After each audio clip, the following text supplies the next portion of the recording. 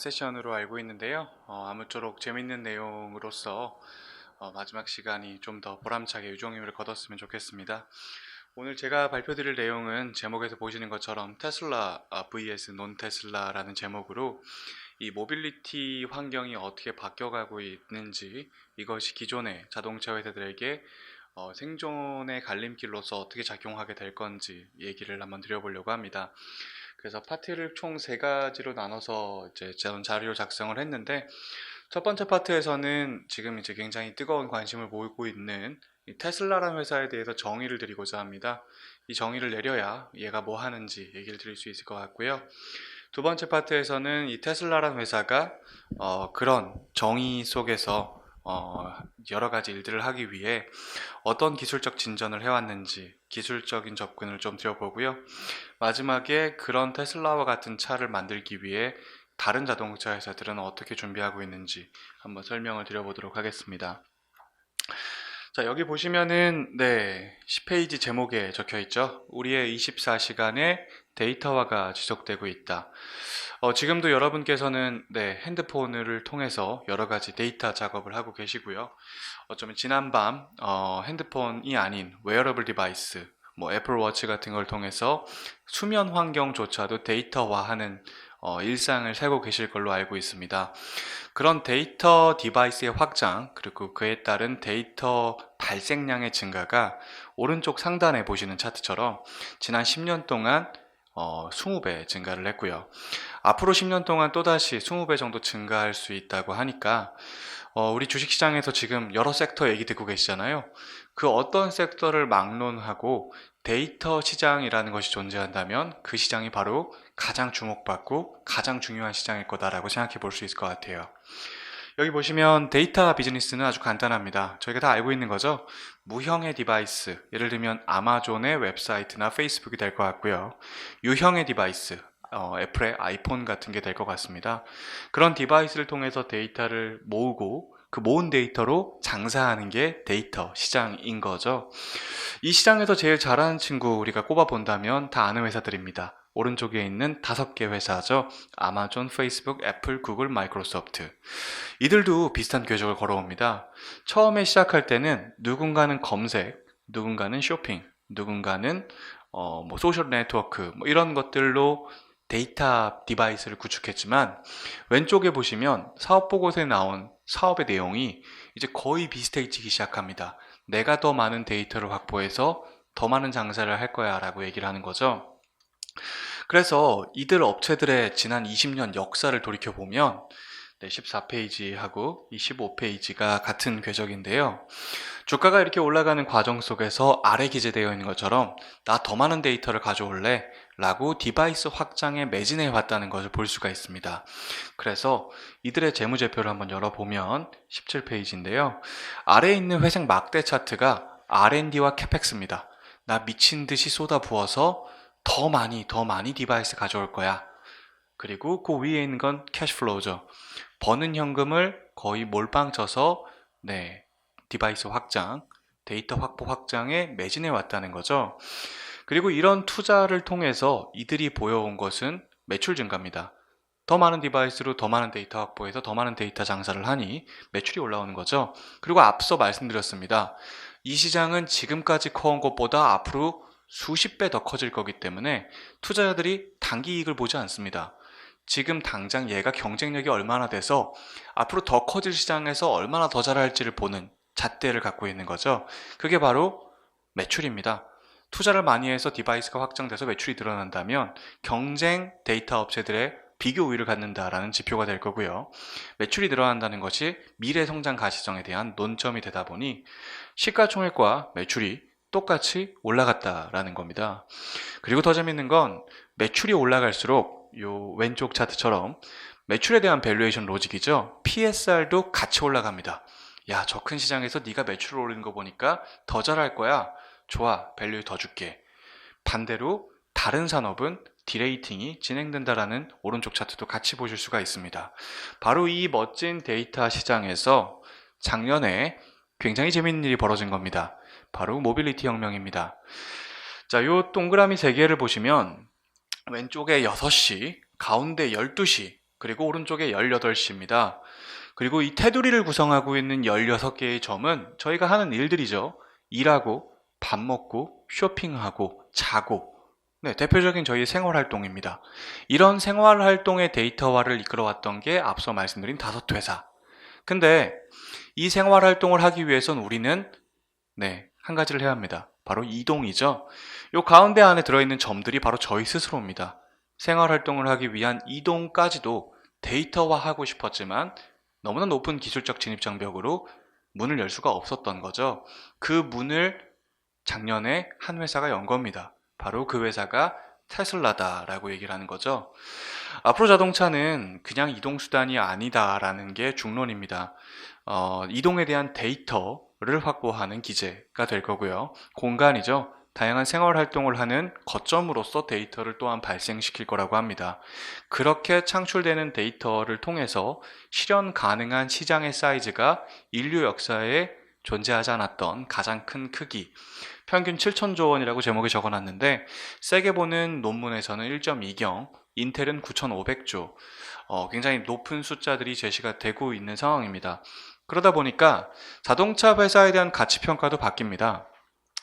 자, 왼쪽에 막대 차트 두 개를 보여드리고 있는데요. 왼쪽은 글로벌 주요 자동차 회사들의 합산 순이익입니다. 보시는 것처럼 멈춰 있죠. 자동차 시장은 성숙 정체 산업이기 때문에 매출과 이익이 정체되어 있습니다. 그러다 보니까 굉장히 낮은 밸류에이션 PER을 적용해서 가운데 그림 합산 시총도 멈춰 있습니다. 이번에 좋은 차가 나왔어요. 잘 팔아요. 점유율이 들어요. 그래봤자 땅 따먹기라는 거죠. 그게 제가 자동차 애널로스트 해왔던 일입니다. 근데 구도가 바뀌는 거죠. 오른쪽 그림 보시면 전 세계 연간 자동차 매출액이 2,500조, 그리고 거기서 나오는 이익이 100조. 요걸 갖고 땅 따먹기 하던 시장이었는데 아니야, 이제 달라. 뭐가 다른데? 많이 파는 건 중요해. 네, 중요하죠. 디바이스를 많이 깔아야 더 많은 데이터를 확보할 수 있으니까 데이터 디바이스로서 더 많이 파는 거 중요할 겁니다. 그리고 그걸 통해 2,500조 시장에서 땅 따먹기를 하는 게 아니라 거기서 확보된 데이터로 다른 비즈니스 서비스를 하겠다라는 그 그림이 열리고 그 그림들이 이걸 할 수 있는 회사에 대한 고밸류에이션으로 이어지고 있다라는 겁니다. 그래서 저는 여기서 보시는 것처럼 테슬라를 가장 비싼 자동차 회사라고 부르지 않고요. 처음 등장한 모빌리티 데이터 플랫폼 업체라고 부르는 것이 맞다라고 생각을 하고 이 회사가 뭘 하는지 비즈니스 모델 몇 개를 말씀드려 보겠습니다. 자, 좌측에 보면 FSD라는 것이 있죠. 아시는 분은 알 겁니다. 자, 우리가 테슬라 오너라면 저 FSD라는 것을 구매, 결제할 수 있습니다. 그리고 저것을 구매, 결제하면 무선 인터넷을 통해 다운로드 받게 되죠. 무엇을? 자율주행 기능을 다운로드 받습니다.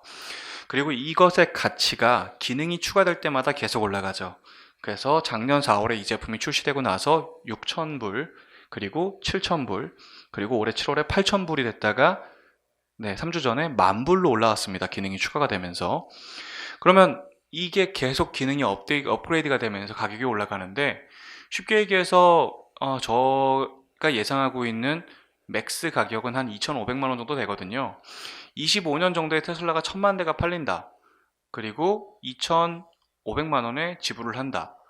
그러면은 1,000만 대에 2,500만 원이면 250조의 매출이 여기서 발생하게 됩니다. 그리고 굉장히 높은 이익을 거두겠죠. 또 대표적으로 보험 비즈니스가 있습니다.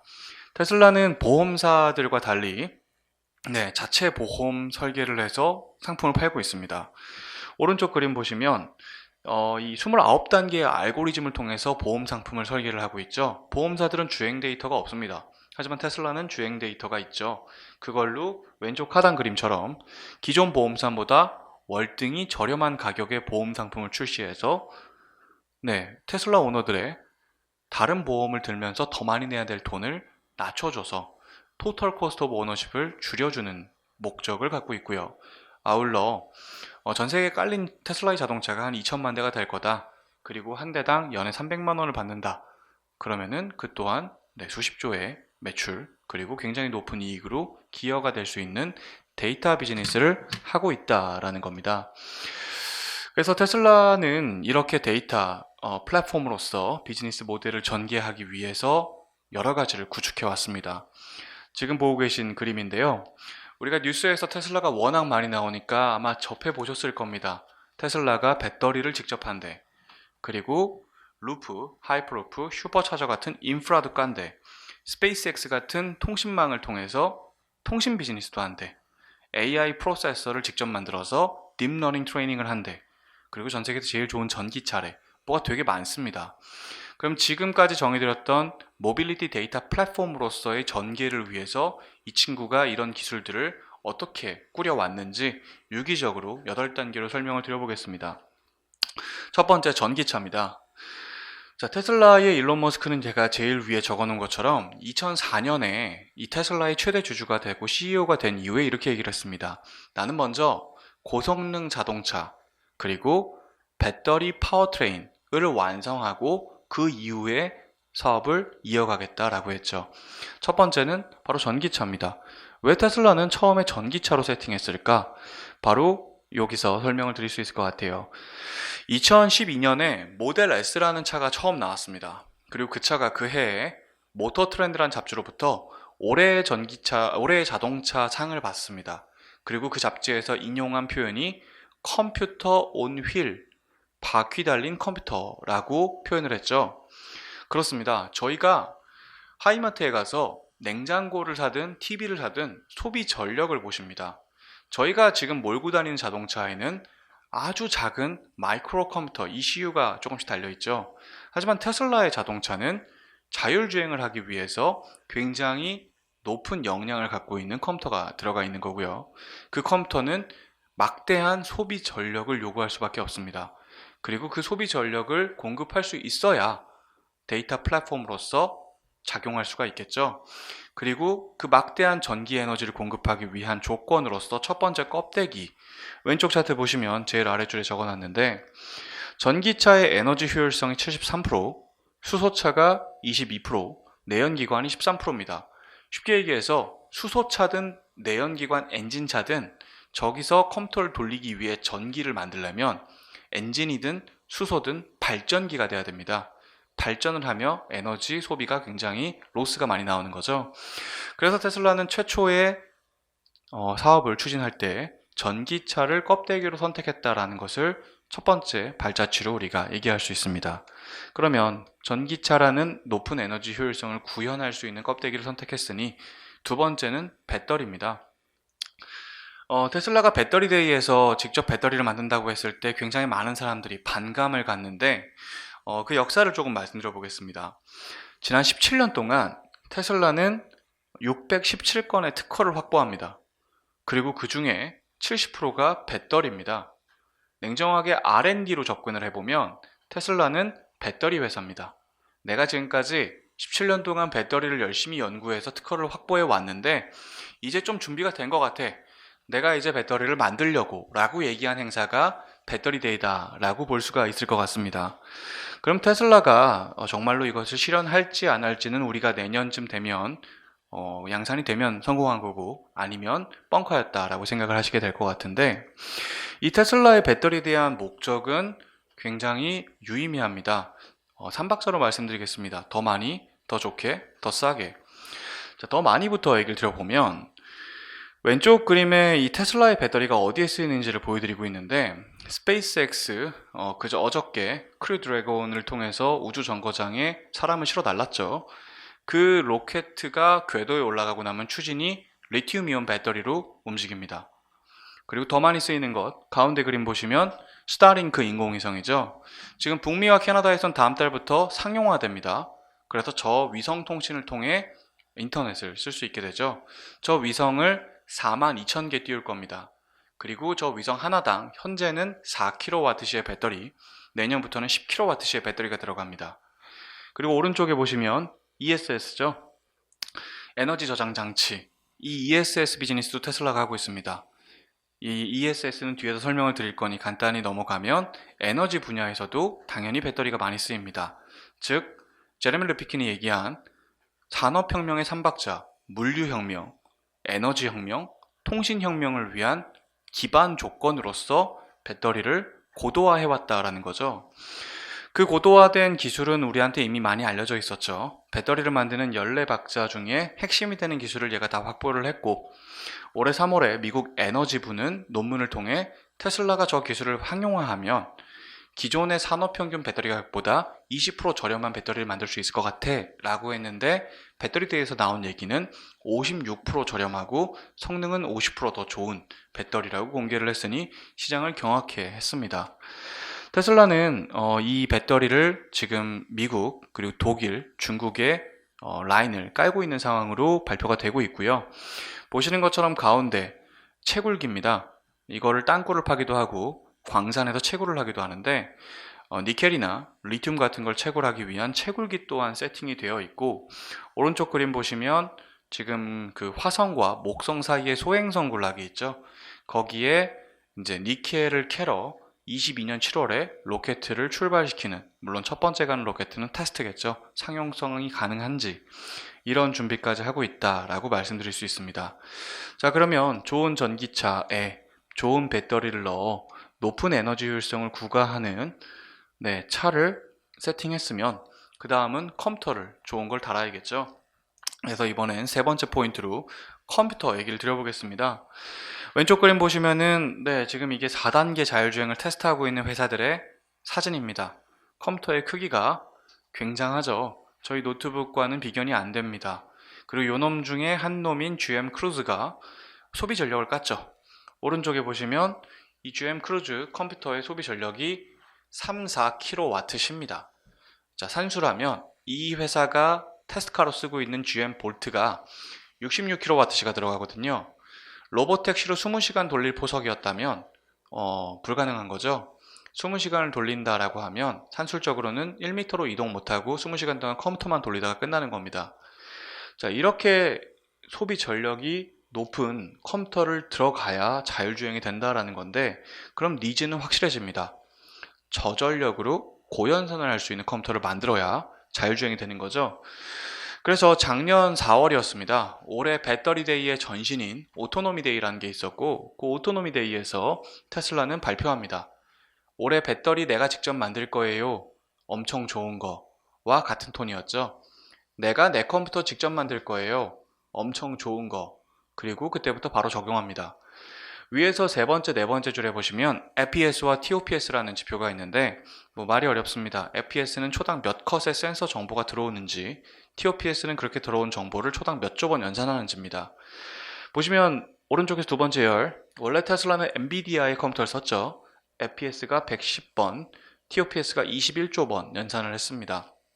보시는 것처럼 자기 컴퓨터를 자기가 만들어서 엔비디아보다 10배, 20배 연산 능력이 뛰어난 컴퓨터를 개발해서 지금 차에 장착 중이고요.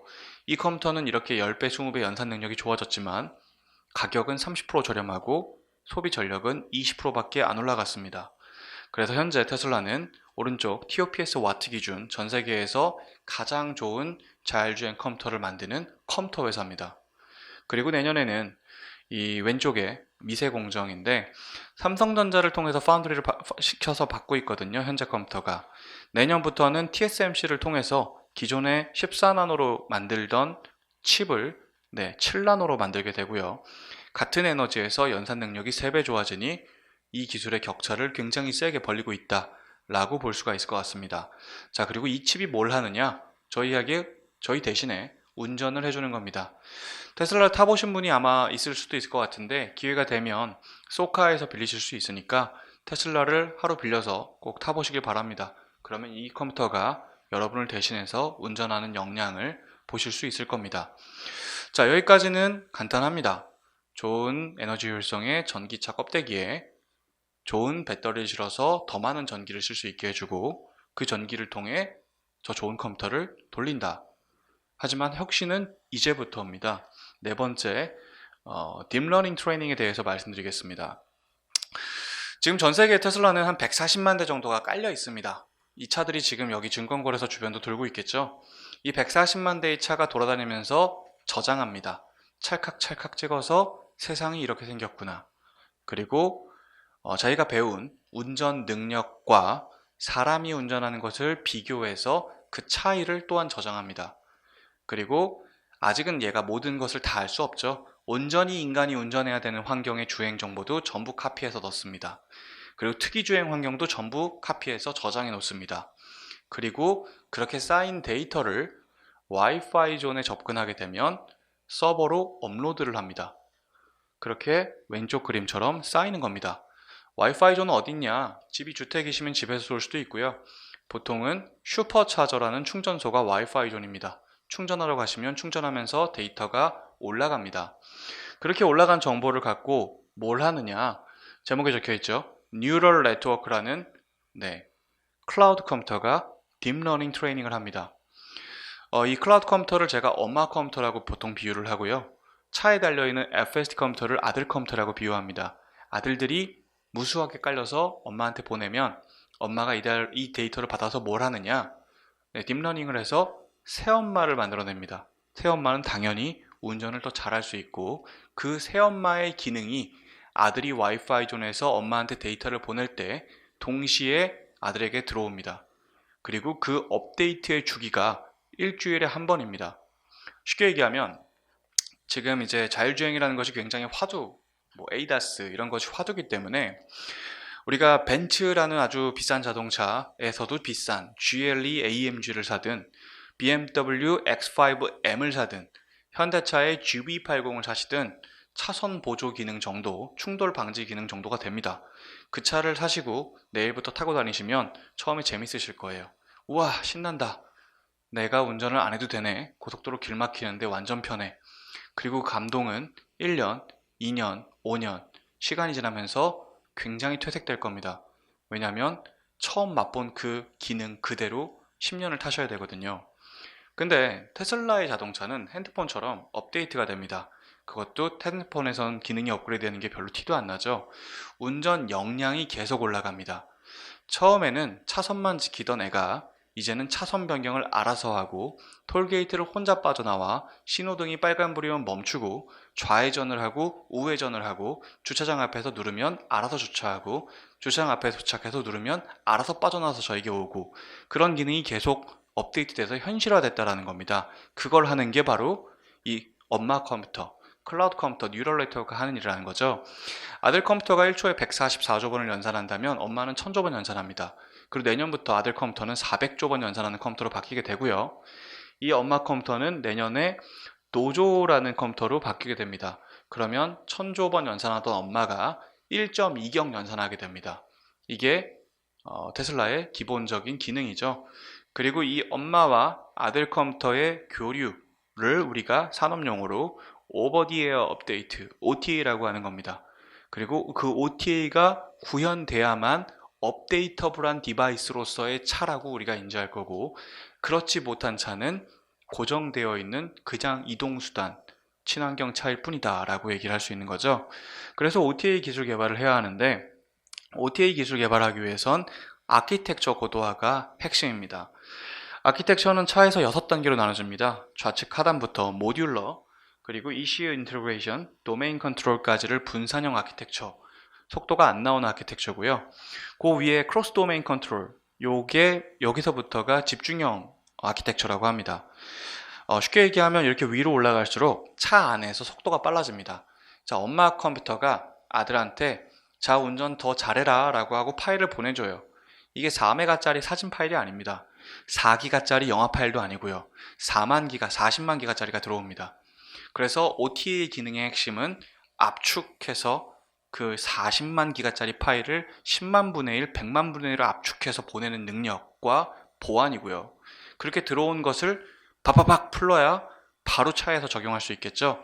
차 안에서의 네트워크 속도가 굉장히 고도화돼야 됩니다. 그걸 바로 아키텍처라고 합니다.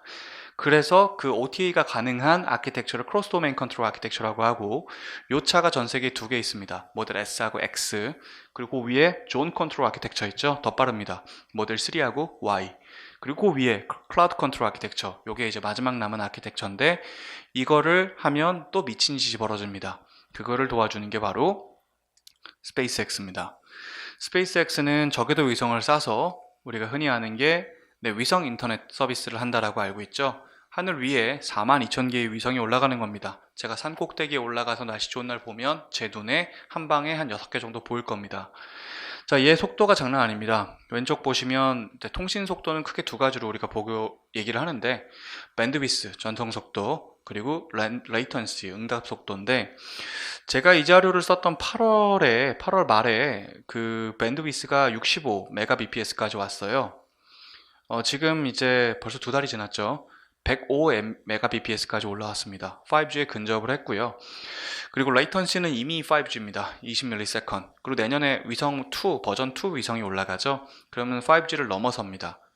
자, 이렇게 속도가 빨라진 위성이 하늘 위에 촘촘하게 달리게 되면, 왼쪽 그림 보시면 이 파란색으로 찍어 놓은 부분이 4G 이상의 지상망 통신을 통해서 데이터가 오고 갈 수 있는 지역인데, 전세계가 시퍼러집니다. 그리고 전세계가 시퍼러지면 차에다가 플랫 안테나를 달 겁니다. 그러면 아까 제가 잠깐 설명드렸죠? 아들 컴퓨터와 엄마 컴퓨터가 만나는 장소가 와이파이 존이었잖아요. 네, 이제 실시간이 됩니다. 더 빨리 연산하고 더 빨리 배우고 바로 적용할 수 있겠죠. 그리고 거기서 한 발 더 나가면 차의 컴퓨터가 사라집니다. 서버에 있는 엄마 컴퓨터가 직접 운전하고 직접 배우고 직접 고도화해서 직접 적용하는, 그게 바로 클라우드 컨트롤 아키텍처고, 그렇게 되면 차의 컴퓨터가 빠지면서 원가 절감, 무게 절감, 그리고 전력 소비 절감이라는 기술 레벨업이 이루어진다라고 볼 수가 있을 것 같습니다. 그리고 마지막으로 에너지 얘기를 드리려고 하는데, 자, 테슬라가 솔라시티라는 회사를 통해서 에너지 장사를 하죠. 태양광 패널을 지붕에 달고, 가정에다가 ESS를 달고, 회사에 ESS를 달고, 정부에 ESS를 달아줍니다. 그리고 하나가 더 나왔어요. 오른쪽에 있죠? Vehicle to Grid. 차도 에너지 장치입니다. 뭔 소리냐? 모델 3와 Y는 충전해서 이동만 하는 게 아닙니다. 여러분들이 지금 퇴근하시고 집에 가서 꽂으시면 차에 있는 전력으로 TV를 켜고 에어컨을 돌릴 수 있는 양방향 자동차입니다. 차 자체가 ESS화 되는 거죠. 자, ESS의 목적은 아주 심플합니다. 전 세계의 전력 공급은 넘치고 넘쳐요. 하지만 우리는 그걸 효율적으로 쓰지 못하죠. 원전이 뺑뺑 24시간 도는데 밤에 땅에다 버립니다. 그래서 쌀 때가 있고 비쌀 때가 있습니다. 쌀 때 쌓아놓고 비쌀 때 써서 에너지 혁신을 만들어 전력 소비 비용을 절감시키고, 그걸 통해 전기차로서 자동차가 움직이는 것을 더 토탈 코스트 오너십을 낮춰주고 효율적으로 에너지 쓸 수 있게 해주는 거죠.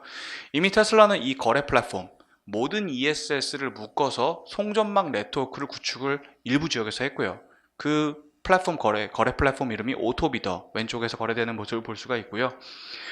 요 사모아 섬, 테슬라의 테스트베드였죠. 지금 사모아 섬의 100% 전력을 테슬라가 공급합니다. 자기 태양광 패널로 에너지 확보하고 ESS 쌓았다가 공급해주는 사모아 섬의 한전입니다. 테슬라가. 오른쪽에 호주 네오엠 프로젝트죠. 호주 정부가 ESS를 매입해서 거래를 발생시켜 봤더니 1년 만에 전력 비용 절감으로 ESS 매입 비용을 다 뽑습니다. 미친 듯이 사고 있습니다. 캐나다도 미친 듯이 사고 있고요. 미국도 미친 듯이 깔리고 있고, 유럽으로 올해부터 들어갔습니다. 자, 그러면 3박자가 완성됩니다. 물류혁명, 통신혁명, 에너지혁명.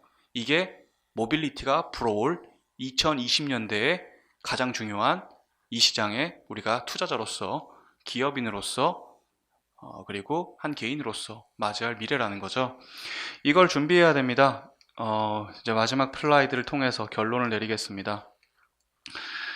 자, 이걸 하기 위해서는 요 가운데 막 박스 쳐놓은 애들이 필요합니다. OS, 클라우드 서버, 그리고 OTA 기능, 그리고 프로세서, 알고리즘, 파워트레인, 아키텍처, 배터리가 필요합니다. 위에 적어놓은 것처럼 테슬라는 이걸 전부 자체 개발을 끝냈습니다. 그리고 아래에 적어놓은 것처럼 각각의 가치 사슬에 대해서 준비한 친구들이, 하고 있는 친구들이 많죠.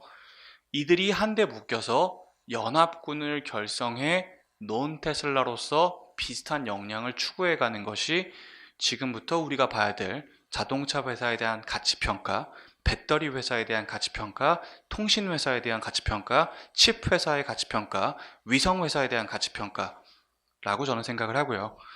이것들의 결합을 우리가 지켜보는 것이 자동차 회사에 대한 판단 기제가 될 것이다. 그리고 굉장히 다행히도 저희 현대기아차가 그것을 구축하는 자동차 회사 중에 가장 빠른 축에 속한다.